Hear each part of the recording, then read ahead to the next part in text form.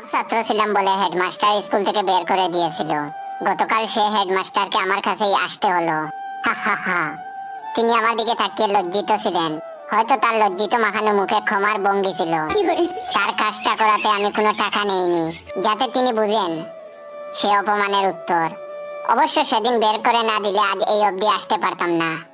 আজ এমন এক পর্যায়ে আছি আমি, সবাইকে আমার কাছে কোনো না কোনো ভাবে আসতে হয়। সবাই তাদের স্বীয় কাজের মাধ্যমে আমাকে টাকাও দিয়ে যায়। সেদিন এক পুলিশ এসেছিল, তাকেও টাকা ছাড়া ছাড়িনি।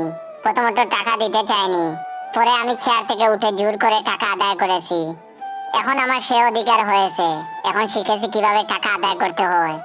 বড় বড় অফিসাররাও আজ আমার ছায়া তোলে, ভাবতেই ভালো লাগে। অথচ যখন টাকার অভাবে এসএসসি পরীক্ষায় হাত পেতেছি এসব নামকরা বড় লোকদের কাছে, কেউ সেদিন সে খালি হাতকে বরিয়ে দেয়নি, ফিরে তাকায়নি অবধি। অবশ্য তাকালে আজকের পর্যায়ে আসতে পারতাম না।